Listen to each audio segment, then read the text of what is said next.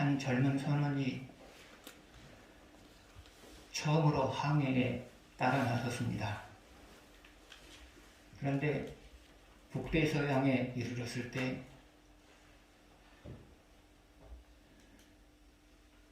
심한 폭풍을 만나게 됩니다.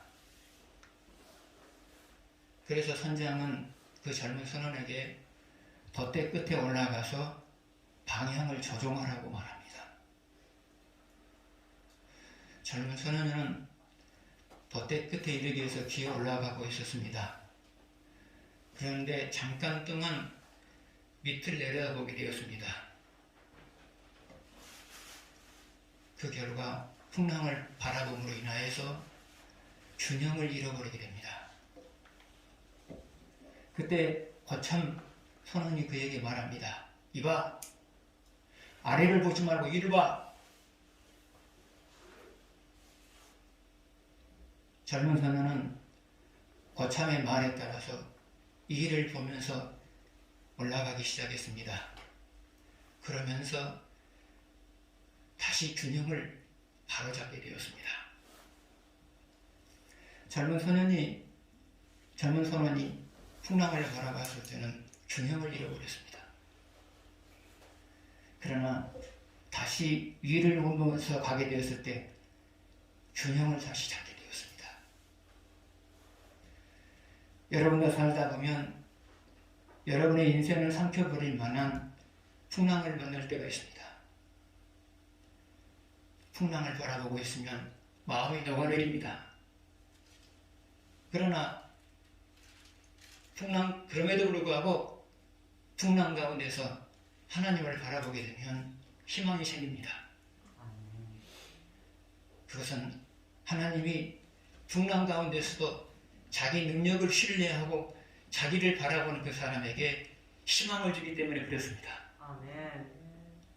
그러면 여러분, 살다 보면 풍랑을 누구든지 만날 수 있습니다.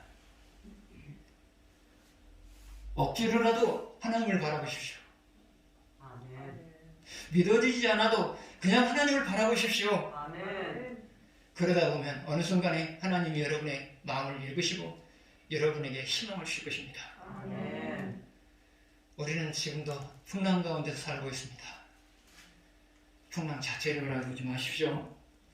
풍랑을 잔잔케 하실 그 하나님을 바라보고 인하여서 항상 희망과 평안을 가지고 한 해를 보내주셨으면 좋겠습니다.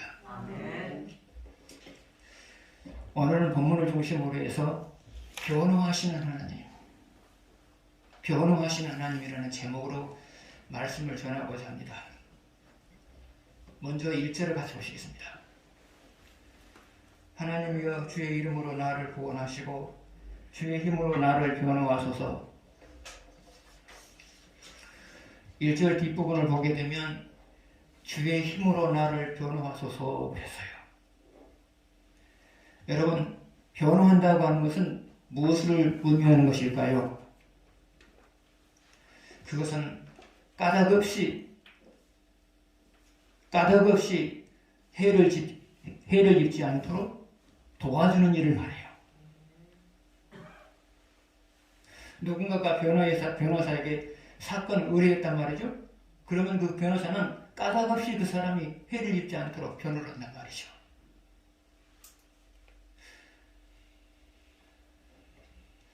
그러면 하나님이 우리를 변호한다고 하는 것은 무엇일까요? 우리가 까닭없이 해를 입지 않도록 하나님이 자기 힘으로 우리를 도와주시는 것을 말해요.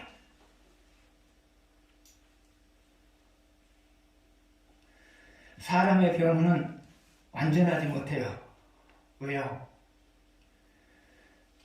돈의 힘이나 권력의 힘에 의해서 얼마든지 왜곡된 판결이 날 수 있기 때문에 그래요. 아무리 변호를 잘해도 돈이 개입이 되고 권력이 개입이 되다 보면 그 판결이 옳지 않은 방향으로 나버리는 경우들이 흔하다고 말해요. 그래서 사람이 사람을 변호하는 것은 온전하지 못해요. 그러나 하나님이 자기 백성들을 변호하는 것은 온전해요. 왜 그러느냐? 이 세상에는 하나님보다 더 강한 존재가 없기 때문에 그래요. 하나님이 옳다고 옳다고 판결하게 되면 그 누구도 개입할 수 없단 말이죠.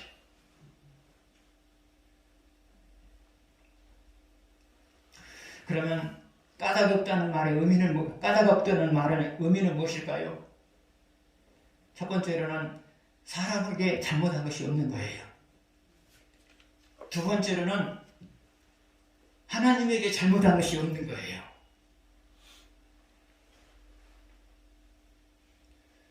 그래서 여러분이 한 사람에게 잘못한 것이 없고 하나님에게 잘못한 것이 없으면 하나님은 여러분을 변호해요. 그러면 하나님이 여러분을 변호하는 모습은 무엇이냐? 첫 번째로 여러분보다 힘 있는 사람에 의해서 까닭 없이 잘못 없이 해를 입지 않게 만드는 거예요. 두 번째로 하나님이 여러분을 변호하는 모습은 뭐냐?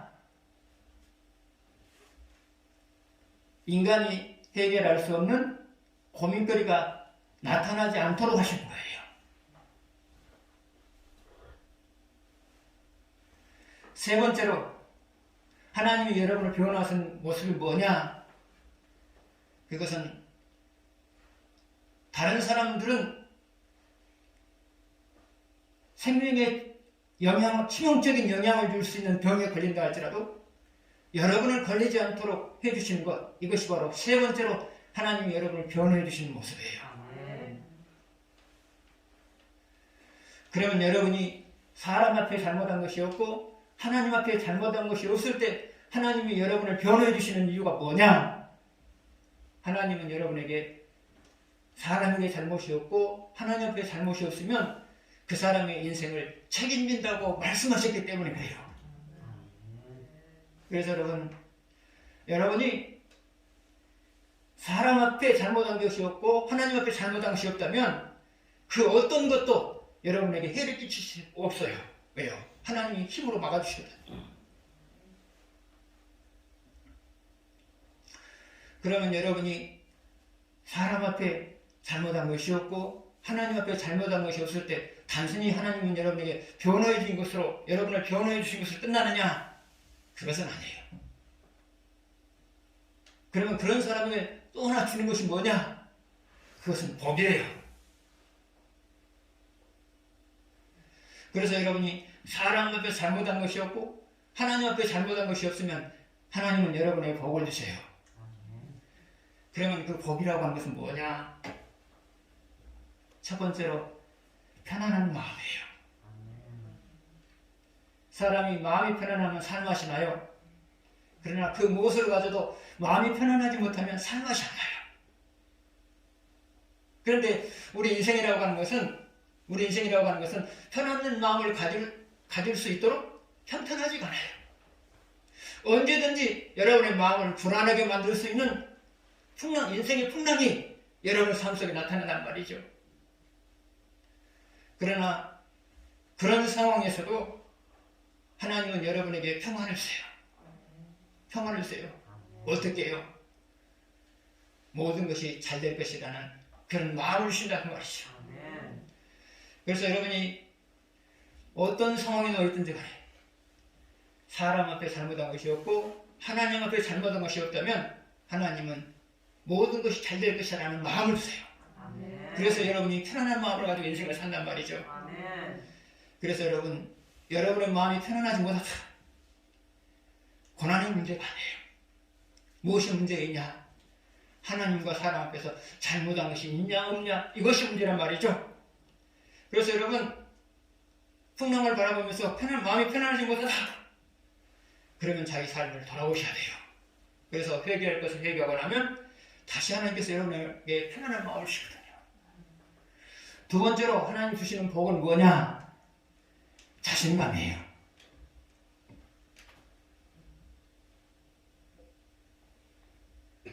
사람이 자신감을 가지면 어떤 상황에서도 최선을 다해요. 그러나 자신감을 잃어버리면 최선을 하기는 하는데 무엇인가를 하긴 하는데 어쩔 수 없이 한단 말이죠. 그래서 자신감이 있느냐 없느냐는 너무너무 중요하단 말이죠. 그런데 우리의 삶이라고 하는 것은 항상 자신감을 가질 수 있을 만큼 평탄하지가 않아요. 때로는 여러분을 하여금 좌절할 수밖에 없는 그런 상황들이 주어지거든요. 그러나 그럼에도 불구하고 여러분이 자신감을 가질 수 있는 비결이 있는데 그것은 하나님이 여러분에게 자신감을 주실 때예요. 아멘. 그러면 언제 하나님께서 여러분에게 자신감을 주느냐? 그건 역시도 사람한테 잘못한 것이 없고 하나님한테 잘못한 것이 없을 때 자신감을 줘요. 아멘. 그러면 하나님이 여러분에게 자신감을 주는 방법은 뭐냐? 여러분이 고민하고 있을 때 평안한 마음을 주세요. 평안한 마음을요. 그래서 지금 고민할 상황이에요? 고민할 상황이에요. 그런데 내 마음이 편안해요. 아멘. 그것은 무엇을 의미하느냐? 내가 앞으로 나머지 너의 인생을 알아서 할 거다 라는 사인이거든요. 아멘. 두 번째로 여러분에게 자신감을 주는 방법은 뭐냐? 희망적인 말씀을 주세요. 아멘. 그래서 여러분 자신감을 갖고 사느냐 자신감을 잃어버리냐는 상황이 문제가 아니고요. 여러분이 하나님 앞에서 사람 앞에서 잘못한 것이 있느냐 없느냐 그것이 문제라는 말이죠. 그래서 여러분 살다 보면 자신감을 잃어버릴 때가 있어요. 그 누구도 마찬가지예요. 인간이기 때문에 잃어버려요. 잃어버렸으면 하나님께로 돌아가십시오. 돌아가셔서 회개할 것을 회개하십시오. 그러면 어느 순간에 하나님이 여러분에게 자신감을 갖도록 그렇게 해주실 겁니다. 세 번째 하나님 주시는 복은 뭐냐? 그것은 고상한 인격이에요. 그러면 고상한 인격이 복이 되는 이유가 뭐냐? 첫 번째로는 그 자체가 귀해요. 그 자체가 귀하단 말이죠. 고상한 인격 그 자체가 귀하단 말이죠.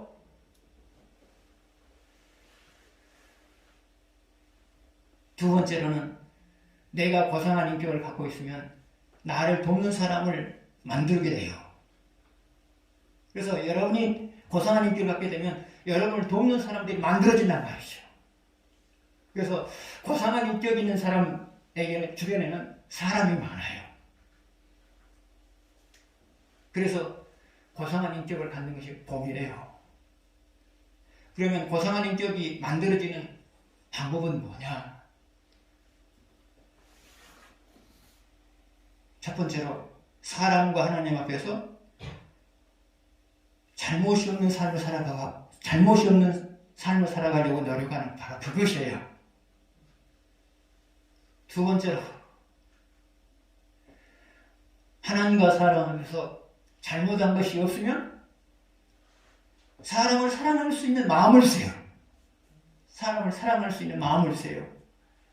그래서 하나님과 사람 앞에서 잘못이 없는 사람들은 자연스럽게 사람들이 부러워하는 귀하게 여기는 고상한 인격이 만들어져 가는 거예요. 네 번째로 하나님 주신 복은 뭐냐? 그것은 형통함이에요.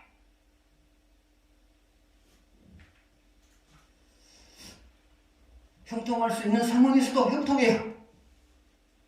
근데 형통할 수 있는 상황에서 형통하는 것이 복이 되는 이유가 뭐냐?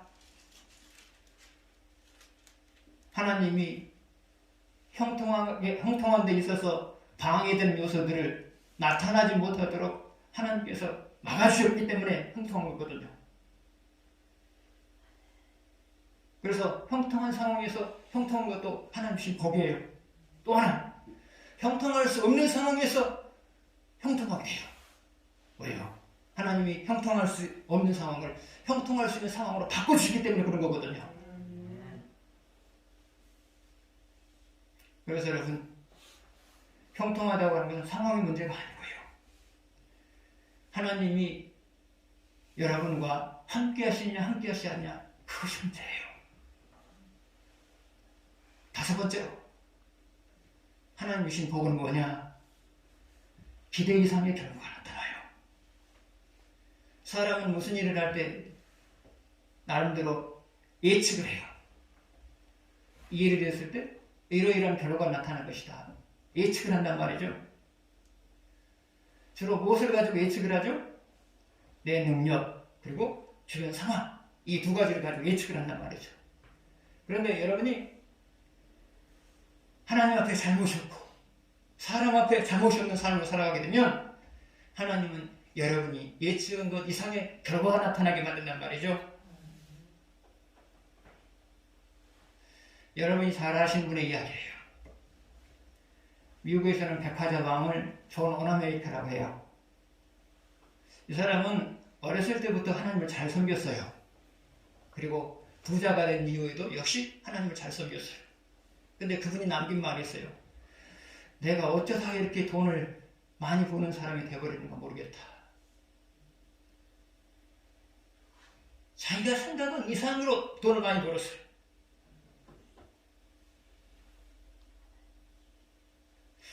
지금은 그게 있는지 없는지 모르겠습니다만은 정례에 가면 YMCA라고 하는 건물이 있었어요. 지금은 어떤지 모르겠습니다. 그 건물도 그분이 지어줬어요. 우리나라에.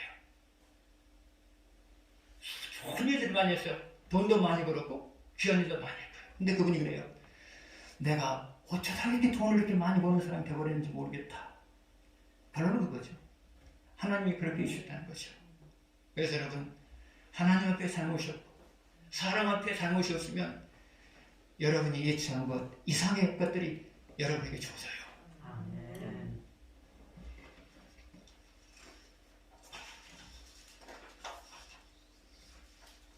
7절 보시겠습니다.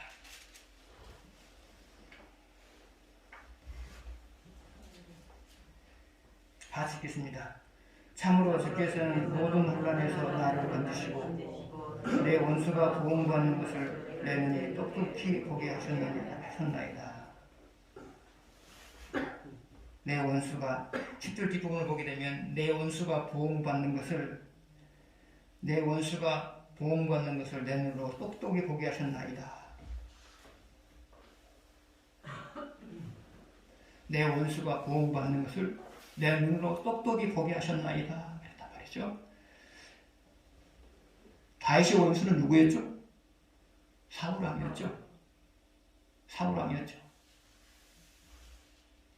왜요? 까닭없이 그를 죽이려고 했으니까요.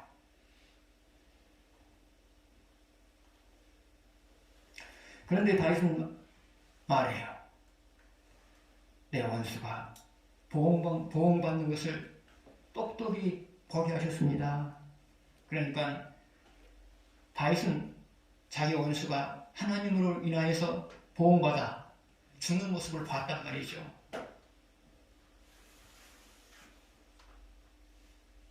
당할 때는 이런 일이 없을 것 같았어요.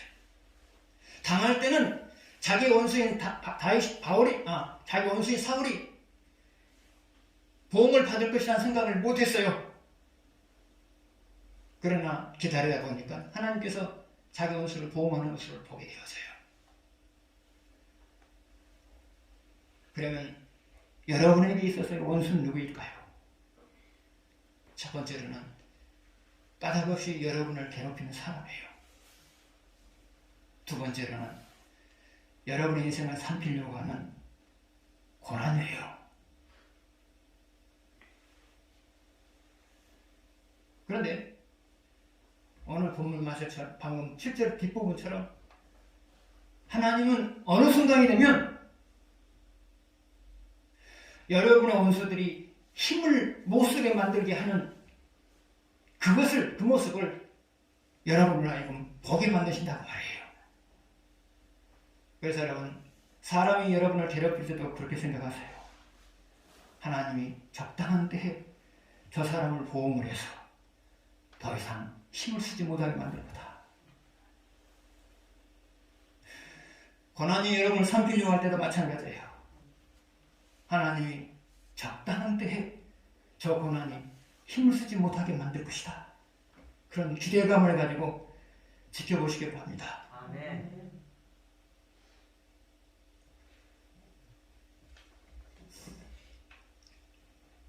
오래전에 축구로 했었어요. 아마 19세 이하 청소년 팀이 한 것 같아요. 19세 이하 청소년 팀이 한 것 같아요. 근데 우리나라가 영국을 예상을 기억한 6대1인가 이겼던 것 같아요. 뭐 스코어는 정확하지 않아요. 큰 스코어처럼 이겼어요. 그랬을 때 어나운서가 하는 말이, 영국이 축구 종가잖아요. 축구가 시작된 나라가 영국이잖아요. 영국을 가르쳐서 뭐라고 말했냐면 정의호랑이다. 정의호랑이다. 그렇게 말했단 말이죠. 여러분의 인생을 삼키려고 하는 모든 요소들은 정의호랑이에 불과해요. 왜요? 하나님이, 여러분은 두렵게 보이지만 하나님이 이빨 다 빼버릴 거예요. 발톱 다 빼버릴 거예요. 그런 거거든요. 그래서 여러분, 고난이 여러분을 삼키려고 한다 할지라도 희망을 갖는 이유가 뭐냐면, 고난의 발톱, 고난의 이빨 하나님 다 빼놓으시단 말이죠. 그래서 어느 순간에 여러분은 고난이라고 하는 것은 정의호랑이에 불과하다, 그 말을 하실 수가 있을 거예요. 여러분, 우리는 많은 부담을 안고 한 해를 시작했습니다. 그러나 그 부담을 지워버릴 수 있는 존재인 하나님 여러분을 곁에 계시고요. 이 부담스러운 상황에서 인생을 잘 살아낼 수 있도록 도울 수 있는 힘을 가지고 계시는 그 하나님이 여러분과 함께 계시다는 사실을 늘 잊지 마시기 바랍니다. 아멘. 기도하겠습니다.